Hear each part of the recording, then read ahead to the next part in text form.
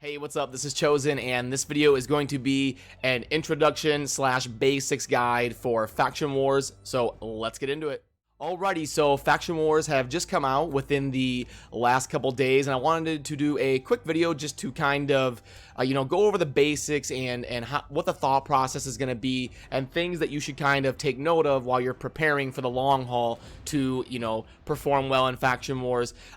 First off, this is something that we are all going to kind of be learning together. The fact that we cannot refresh our keys at the moment. Now, I do think eventually they are going to let us refresh our keys, because if we notice, when we go into a certain faction that we are, even if we're empty on keys, there's a plus sign right here, and it even has an audio cue when you click on it. So I do think at some point they're going to allow us to refill our keys.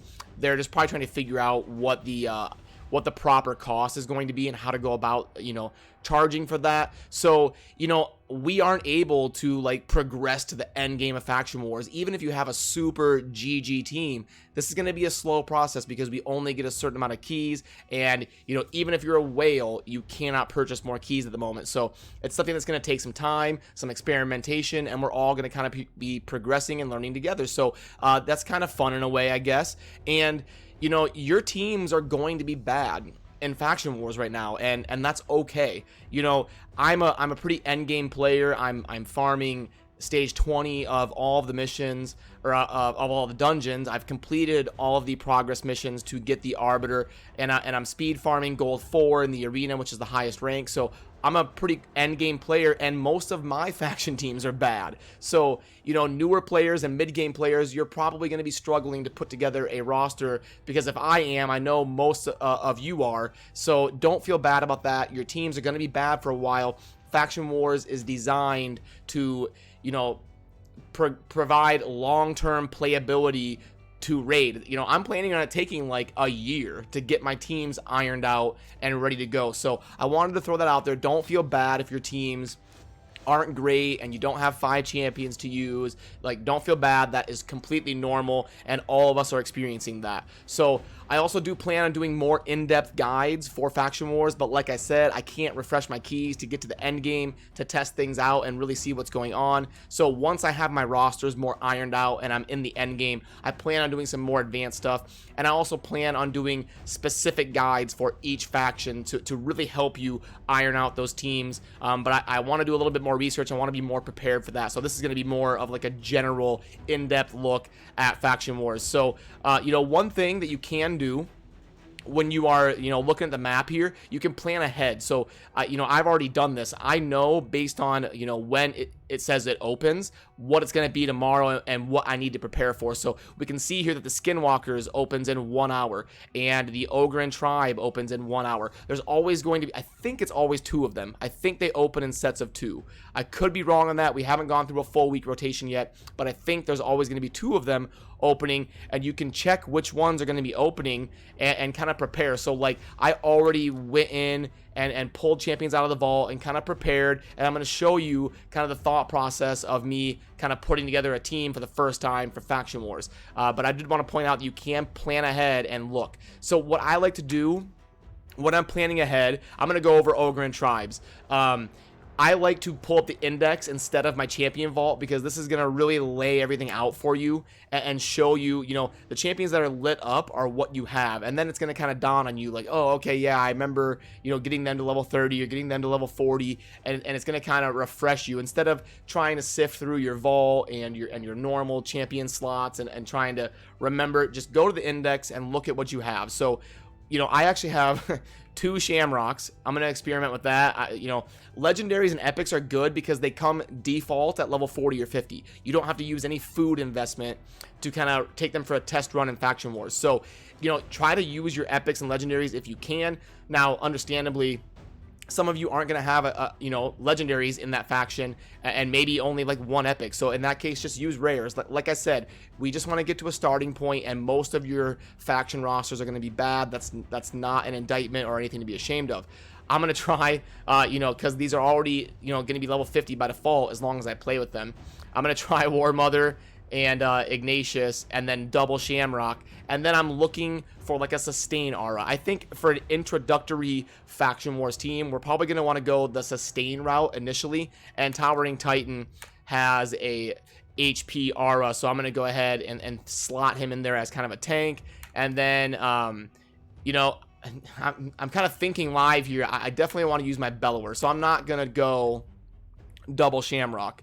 I'll go like War Mother, Ignatius, Shamrock, and then Towering Titan, Bellower. Bellower does have a speed aura, which, thank the high heavens, it was so annoying for those of us that used Bellower as our campaign farmer to always get that pop-up, like, are you sure you want to use a champion that doesn't have an aura? Yes, I do. Okay, here you go. Now, Bellower has an aura, so we're never going to get that notification again. As someone who uses Bellower, thank you. This is going to be awesome for, you know, farming campaign, and I'm thankful for that. So, yeah, I will definitely, now that I'm looking live and kind of building, you know, my team during the video here to kind of show you the thought process, I will be using Bellower along with these. And, you know, you just want to go through, and you're looking for champions that have AoE skills with, you know, a 3 or less cooldown. It's usually 3, but sometimes you get lucky with like a shield guard. Uncommon has like AoE on a 2-turn cooldown. You want champions that either heal or do AoE damage or provide you know, buffs for your team or place debuffs on the enemy team. That's kind of what you're looking for in champions that you want to bring. And like I said, epics and legendaries are good because you can take them for a test run without having to invest food in them. So definitely, you know, try out your epics and legendaries and just kind of get yourself a baseline and get yourself rolling. So do you want to swap gear every day, or do you want to just you know, use trash gear as a starting point? I think that the more optimal route is to use less quality gear and just leave it on the champions. That way you're not constantly, you know, ripping gear off champions and then, you know, having to save the artifact slot room, which that's another thing. We only have 500 artifact slots, and I really hope they consider bumping that up for us now that Faction Wars are out, because we need so much more gear. So I do hope that they allow us to, you know, have more gear slots available in our artifact vault. So I do think it's going to be better to, like, let's say you're using mostly 4 and 5 star gear. You might want to start, you know, you might want to go down a tier and start holding on to 3-star gear that you can just kind of throw on Faction War champions and get them a good baseline. Like, I typically use 5 and 6-star gear, but now I'm going to start saving 4-star gear just to kind of throw on champions and get an introductory base level of gear. So, like in the market, normally this 4-star shield here is something I wouldn't buy. It's an uncommon, but at least it has crit rate. It's a starting point. I'm going to go ahead and buy it. The best sets are probably going to be like speed, lifesteal, HP, defense, attack, your standard sets, just to get a baseline of gear going. I expect lifesteal to be very good in Faction Wars because odds are you're not going to have good healing on every single team. So lifesteal is going to be really good in Faction Wars to allow you to kind of, you know, sustain yourself and not have to have a good healer on every single squad. So I do want to scoop up kind of cheap introductory lifesteal pieces that have, you know, good enchantments on them. So I'm gonna scoop that one up because we're just gonna start gearing champions. I don't want to get into the habit of constantly ripping gear off, swapping it, saving slots, like I said. So, you know, this one's not quite good enough. I don't want to blow through too much silver, and no, that one's not quite good enough. So yeah, and I'll kind of show you how it looks. So now you can also sort by faction. Remember, so we'll sort by faction, and remember we're focusing on Ogre and tribes. Okay, so my War Mother. I'm not going to have super good healing, so I do want to give her probably like attack and lifesteal. I don't have enough HP pieces. I have a lot more attack pieces, so I'm going to probably go that route. This one is pretty good. We'll throw that on. And you can always rip off pieces if you need to down the road. So speed, crit rate. I don't want to use that one quite yet. You know, we're just going to go with introductory level stuff. That's just fine. We'll throw that on. And then I want to look for an introductory lifesteal set. And that's why I said it was so important to kind of start you know, getting stuff that isn't quite as good. Like normally I would go through and sell a bunch of these, but because of Faction Wars, I'm going to keep some of this stuff. This has attack base stat. Great. Let's throw it on. We're not going to be super picky. We're just going to kind of roll with the punches and do what we can here. Attack. She scales with attack. Sure. Speed, attack, defense. Let's go there. And then gloves. They obviously aren't going to be perfect. She does place at least a debuff, decrease attack, so we'll go there. Helm. Remember, it doesn't have to be super GG. Sure, we'll throw that on. And we'll throw a base level ring. I'm not even going to ascend her yet. Yeah, this will work. And then what you can do is just upgrade your stuff to like level 4 or level 8, depending on how much silver you have. I've got a decent amount of silver, so I'll go ahead and you know, level stuff up to level 8, and then I'm just going to start rolling. And then I'm going to try to make the team a little bit better every week. Every time it comes up, I'm going to try to make my team a little bit better. And I'm expecting it to take me, you know, 8, 9 months, a year. So we're just going to kind of play it as a slow progression, and don't feel bad if my team is underperforming, because I know it's going to be kind of a long haul type of thing. So, you know, this is kind of the thought process on me building up my War Mother that I'll be using today when the Faction War goes live. So there we go. We've got a good base level ring, and the other ones, I just have one more to get to level 8. We'll get this chest upgraded. And maybe we can at least get to the first boss tonight when the Faction War resets. And so I'm already going to have a Bellower that I use as my campaign farmer. He's obviously going to be my damage carrier. And, you know, so my team, my introductory team will be Ignatius, Bellower, War Mother, Shamrock, and Towering Titan.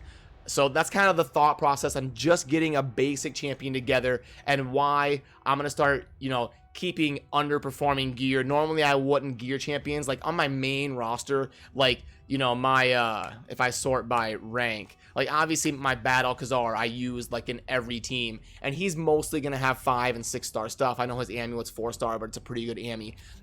But for like my Faction War teams, it's okay to use 4-star gear, maybe even 3-star if it has really good stats. So that's kind of the thought process on the introductory level of getting started.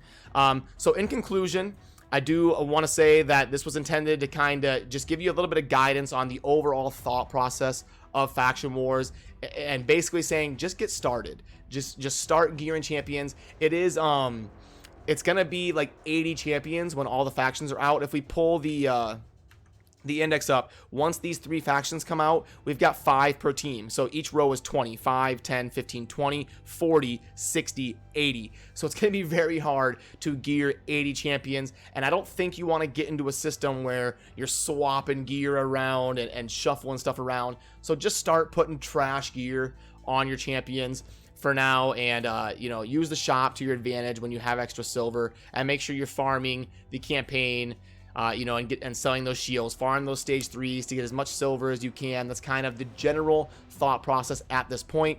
And I will have many more, you know, more advanced, you know, end game level Faction Wars guides once I have enough keys to kind of really dive in and test stuff. So yeah, let me know what you think down in the comments. If you have any questions, I will do my best to get back to you. Just let me know down there. And as always, thank you for watching. Have a good rest of your day. Peace.